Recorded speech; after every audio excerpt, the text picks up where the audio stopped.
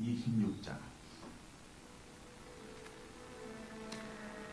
내 하나님 여호와께서 네게 기업으로 주어 차지하게 하실 땅에 네가 들어가서 거기에 거주할 때에 내 하나님 여호와께서 네게 주신 땅에서 그 토지의 모든 소산의 만물을 거둔 후에 그것을 가져다가 광주리에 담고 내 하나님 여호와께서 그의 이름을 두시려고 택하신 곳으로 그것을 가지고 가서 그때에 제사장에게 나아가 그에게 이르기를 내가 오늘 당신의 하나님 여호와께 아뢰나이다. 내가 여호와께서 우리에게 주시겠다고 우리 조상들에게 맹세하신 땅에 이르렀나이다 할 것이요, 제사장은 네 손에서 그 광주리를 받아서 네 하나님 여호와의 제단 앞에 놓을 것이며 너는 또 네 하나님 여호와 앞에 아뢰기를 내 조상은 방랑하는 아람 사람으로서 애굽에 내려가 거기에서 소수로 거류하였더니 거기에서 크고 강하고 번성한 민족이 되었는데 애굽 사람이 우리를 학대하며 우리를 괴롭히며 우리에게 중노동을 시키므로 우리가 우리 조상의 하나님 여호와께 부르짖었더니 여호와께서 우리 음성을 들으시고 우리의 고통과 신고와 압제를 보시고 여호와께서 강한 손과 편팔과 큰 위엄과 이적과 기사로 우리를 애굽에서 인도하여 내시고 이곳으로 인도하사 이 땅 곧 젖과 꿀이 흐르는 땅을 주셨나이다.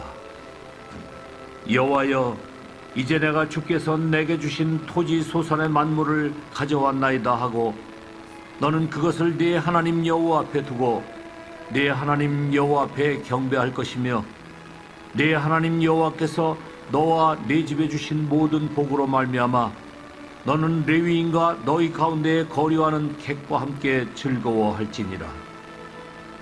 셋째 해 곧 11조를 드리는 해에 내 모든 소산의 11조 내기를 마친 후에 그것을 레위인과 객과 고아와 과부에게 주어 내 성읍 안에서 먹고 배부르게 하라. 그리할 때에 내 하나님 여호와 앞에 아뢰기를 내가 성물을 네 집에서 내어 레위인과 객과 고아와 과부에게 주기를 주께서 내게 명령하신 명령대로 하였사오니 내가 주의 명령을 범하지도 아니하였고 잊지도 아니하였나이다. 내가 애곡하는 날에 이 성물을 먹지 아니하였고 부정한 몸으로 이를 떼어두지 아니하였고 죽은 자를 위하여 이를 쓰지 아니하였고 내 하나님 여호와의 말씀을 청종하여 주께서 내게 명령하신 대로 다 행하였사오니 원하건대 주의 거룩한 처소 하늘에서 보시고 주의 백성 이스라엘에게 복을 주시며 우리 조상들에게 맹세하여 우리에게 주신 젖과 꿀이 흐르는 땅에 복을 내리소서 할지니라. 오늘 네 하나님 여호와께서 이 규례와 법도를 행하라고 네게 명령하시나니 그런즉 너는 마음을 다하고 뜻을 다하여 지켜 행하라. 네가 오늘 여호와를 네 하나님으로 인정하고 또 그 도를 행하고 그의 규례와 명령과 법도를 지키며 그의 소리를 들으리라 확언하였고 여호와께서도 네게 말씀하신 대로 오늘 너를 그의 보배로운 백성이 되게 하시고 그의 모든 명령을 지키라 확언하셨느니라. 그런즉 여호와께서 너를 그 지으신 모든 민족 위에 뛰어나게 하사 찬송과 명예와 영광을 삼으시고 그가 말씀하신 대로 너를 네 하나님 여호와의 성민이 되게 하시리라. 아멘. 다 함께 사도신경으로 신앙 고백하겠습니다. 나는 전능하신 아버지 하나님 천지의 창조주를 믿습니다.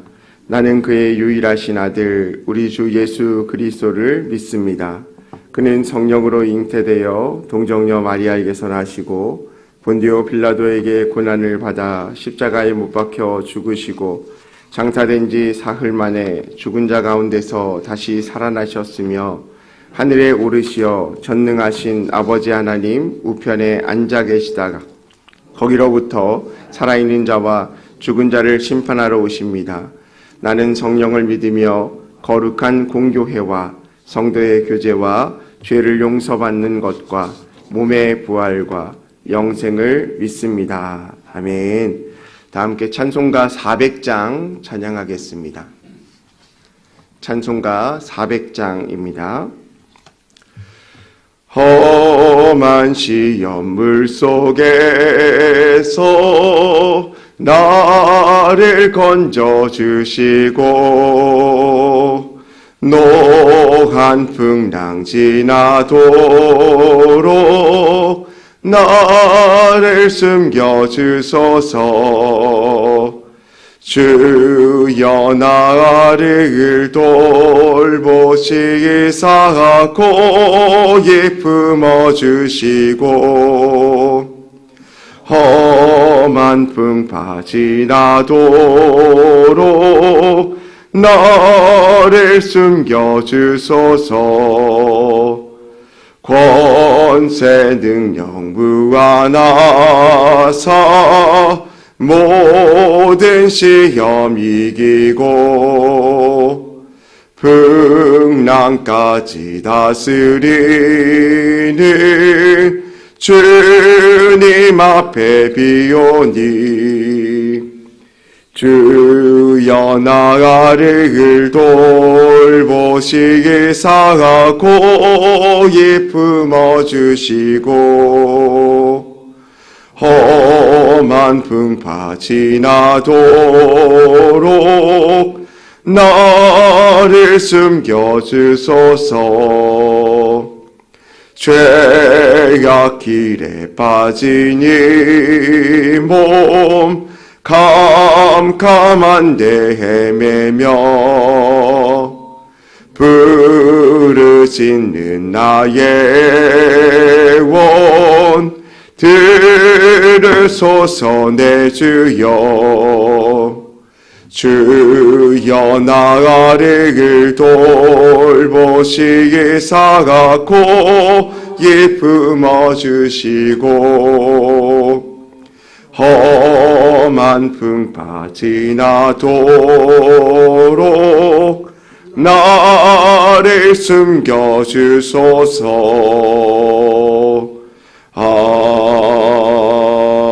아멘. 이 시간 함께 보실 하나님의 말씀은 로마서 9장 4절에서 5절까지 말씀입니다. 로마서 9장 4절에서 5절 말씀입니다. 이 시간 하나님 말씀을 같이 읽겠습니다. 그들은 이스라엘 사람이라. 그들에게는 양자됨과 영광과 언약들과 율법을 세우신 것과 예배와 약속들이 있고 조상들도 그들의 것이요 육신으로 하면 그리스도가 그들에게서 나셨으니 그는 만물 위에 계셔서 세세의 찬양을 받으실 하나님이시니라. 아멘. 예물 봉헌하겠습니다. 감사원금 양은영 권사님 무명으로 감사원금 드렸습니다. 네, 컴퓨터 CDP를 좀 잠궈주시면 눌러주세요. 네. 카메라만 한번 바꿔주시겠어요? 내리는 거. 네.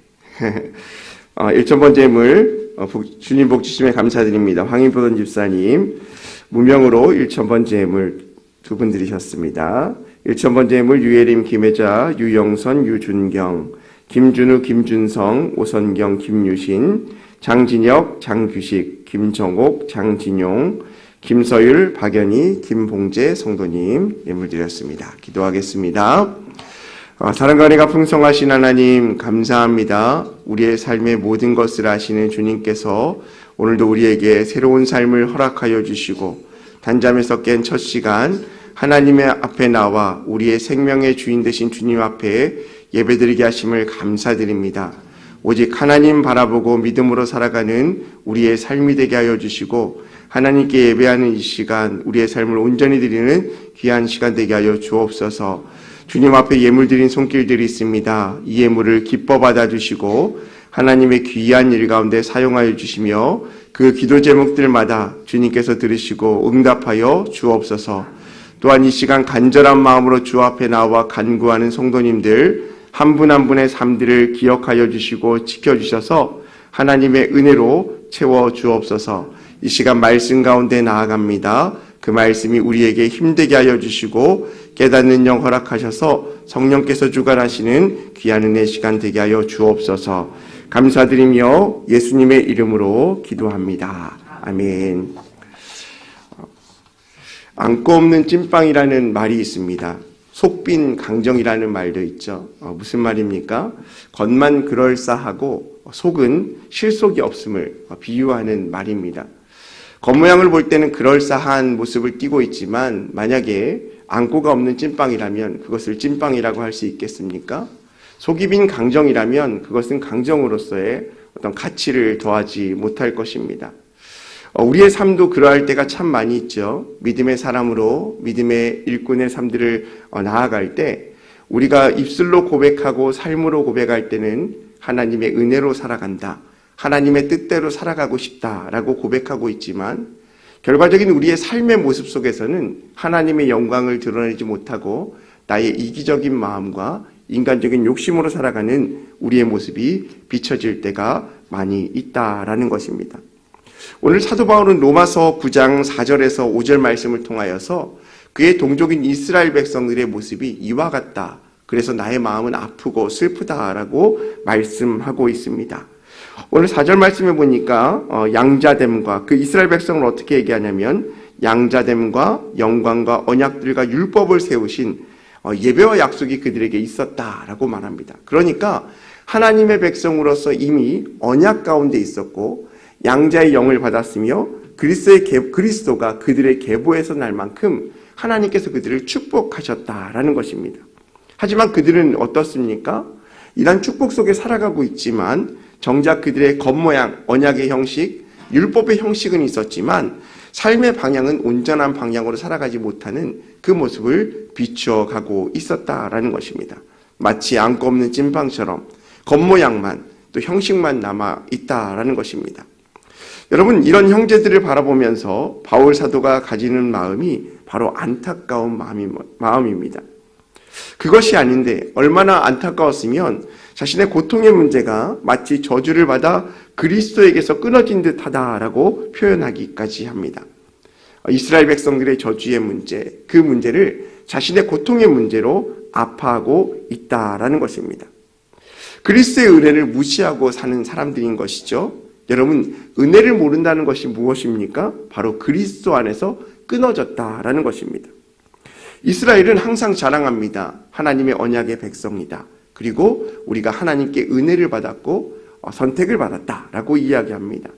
하지만 오늘 본문에서 말한 대로 양자가 되었다는 것, 또 이스라엘에게 영광과 언약과 율법을 세우셨다는 것, 또 예배와 약속이 있다는 것, 육신으로 하면 그리스도가 저희에게서 나셨다는 것, 이러한 것이 이스라엘에게 자랑거리였다라는 것입니다. 하지만 사도 바울은 그러한 것이 있다라고 해도 그리스도 안에 있는 것이 아니다라고 말씀합니다. 무슨 말입니까? 우리의 본질적인 삶의 방향과 가치가 어디에 있는지를 이야기하는 것입니다. 아무리 약속을 가졌고 언약이 있고 율법이 세워졌고 양자가 되었고 그들의 혈통에서 그리스도가 났다 하더라도 그것이 구원의 조건이 될 수 없음을 분명하게 말씀하고 있는 것입니다. 때로는 우리가 하나님께로부터 받은 것, 내가 하나님께로 행하고 있는 그 행위로 말미암아 내가 구원받은 줄 착각할 때가 있습니다. 마치 어떤 것입니까? 내가 매일 교회에 빠지지 않습니다. 내가 매일 헌금을 합니다. 내가 매일 기도를 합니다. 내가 하나님을 찾습니다. 나는 식사 때마다 기도를 합니다. 그것이 마치 우리를 구원으로 인도하는 기준인 것처럼 생각할 때가 있다는 것입니다. 중요한 건 무엇입니까? 하나님 앞에 받은 은혜, 그리스도의 은혜를 통하여서 그것이 나타나는 행위일 뿐이지 그 행위의 모습만 가지고 구원의 조건이 될 수 없다라는 것입니다. 여러분, 우리는 지금 하나님 앞에 무엇을 자랑하고 있습니까? 또 무엇이 나를 그리스도인 되게 하고 있습니까? 다시 말하면 무엇이 나로 하여금 그리스도인임을 증명하고 있는지 우리는 생각해 보아야 합니다. 분명한 것은 나의 행위와 모습으로 그것을 판단할 수 없습니다. 왜냐하면 사람들은 속일 수 있지만 주님 앞에 그 모든 것이 분명하게 드러나기 때문에 그렇습니다. 때로는 오히려 나의 자랑이 그리스도를 죽이기도 합니다. 나는 이만큼 하기 때문에 괜찮은 신자야. 나는 이렇게 하기 때문에 좋은 신자지. 확신할 수 없지만 나 정도면 아마 구원받을 거야. 나 정도면 아마 하나님이 칭찬하실 거야. 이렇게 생각하고 있다라는 것입니다. 그러면서 어떻게 생각합니까? 나의 신앙에 미치지 못하는 다른 사람들, 신앙의 모습과 형식을 다른 사람과 비교하면서 저 사람들의 연약함을 지적할 때가 우리에게 있다라는 것입니다. 입으로는 우리가 모든 것이 주님의 은혜다라고 이야기합니다. 주님의 은혜로 살아가고 있다라고 말합니다. 하지만 은혜가 주어진 외적인 증거들을 통해서 확인하는 것뿐만 아니라 우리의 내적인 삶의 모습 가운데도 그 진심으로 그 은혜의 삶을 살아가고 있는지 우리는 돌아보아야 한다는 것입니다. 마치 안고 없는 찐빵처럼 우리가 겉모양은 신앙의 형식은 있지만, 경건의 모양은 있지만 그 능력이 나타나지 않는 그 모습들이 우리에게 있지는 않은지 생각해 보아야 한다라는 것이죠. 누가복음 14장 34절에서 누가복음 14장 말씀에 보면 소금에 대한 이야기가 있는데요. 소금이 만일 그 맛을 잃으면 무엇으로 짜게 하리요? 어떻게 되어집니까? 그 맛을 잃으면 길가에 버려져 밟혀 없어진다라고 이야기합니다. 소금도 소금으로서 역할을 감당해야만 그로서 쓰임받듯이 우리가 하나님의 자녀로 이 땅 가운데 은혜의 삶을 살아간다라는 것은 우리의 삶 속에서 그 능력으로 말미암아 하나님을 드러내고 능력의 삶을 살아갈 수에만 그렇게 되어진다라는 것을 말씀하고 있는 것입니다. 사랑하는 성도 여러분, 그리스도를 사랑한다는 것, 그리스도의 사랑을 안다라는 것은 그것 하나만으로 우리가 은혜를 말하고 그 은혜로 말미암아 하나님께 감사하게 되어집니다. 그리고 그 은혜를 알 때 우리의 겉모양 또한 겉에 드러나는 모양 속에서도 하나님의 능력을 바라는 삶을 살아가게 된다는 것이죠. 진정 은혜 받은 사람은 우리의 외적인 모습을 증거로 삼지 않습니다. 내가 하나님 잘 믿어서 우리 가족이 이번에 집 샀어. 내가 하나님 잘 믿어서 이번에 내 자식이 좋은 대학 갔어. 내가 하나님께 헌금 많이 했더니 이런 은혜를 주시더라. 이것은 우리의 믿음의 증거가 될 수 없습니다. 물론 우리가 받은 은혜로 말미암아 하나님께 우리의 온 마음과 정성을 다하여 예배하고 온 마음과 뜻을 다하여 예물을 드려야 하며 온 마음과 뜻을 다하여 주님께 모든 것을 드릴 수 있어야 합니다. 중요한 것은 우리의 마음의 중심이 어디에 있느냐라는 것입니다. 여러분, 그래서 어떤 사람들은 그렇게 이야기합니다. 내가 죽어야 예수가 삽니다 라고 말합니다.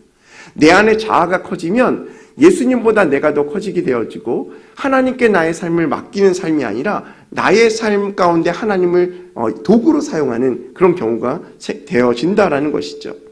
여러분, 그래서 사도 바울은 오늘 그리스도에게서 끊어진다는 이 고통이 얼마나 큰가, 그 고통을 알고 있는 사람이 바로 사도 바울이죠. 그래서 사도 바울은 얼마든지 그리스도의 사랑으로 말미암아 고통과 그런 힘든 상황 가운데 있더라도 감사할 수 있다라는 고백을 할 수 있는 것입니다. 여러분, 신앙은요, 하나님께서 우리에게 주신 것에 대한 감사가 신앙이 아니라 그럼에도 불구하고 우리의 삶 가운데 함께 하신 하나님의 은혜가 감사인 것입니다. 여러분, 우리의 문제를 해결할 때만 감사의 조건이 아니라 그 문제의 현장 가운데 나와 함께 하심이 감사가 되어진다는 것이죠. 여러분, 우리가 세상에 친구들을 많이 만나는데 어떤 사람이 진정한 친구입니까? 나를 위로한답시고 올바른 길을 가르쳐주는 친구가 진정한 친구입니까? 아니면 그 아픔의 현장 가운데 옆에 가만히 앉아서 함께 울어주고 함께 아파하고 그 현장 가운데 있는 친구가 진정한 친구입니까? 객관적으로 보면 우리에게 직접적인 도움을 주는 사람이 좋은 친구 같지만 진정한 친구는 나의 아픔의 현장 가운데 같이 아파하고 함께 있어주고 시간을 보내는 그 친구가 바로 진정한 친구입니다. 우리의 믿음의 방향성도 그래야 될 줄 믿습니다. 우리의 삶 가운데 채워주고 무언가 풍족하게 해주는 예수님과 하나님의 은혜를 기대하는 것이 아니라 힘들면 힘든 대로, 감사하면 감사한 대로, 즐거우면 즐거운 대로 그 현장 가운데 나의 삶 가운데 영원토록 함께 하시는 그 하나님이 나의 하나님이라는 사실만으로 우리가 주님을 기뻐하며 감사했으면 좋겠습니다.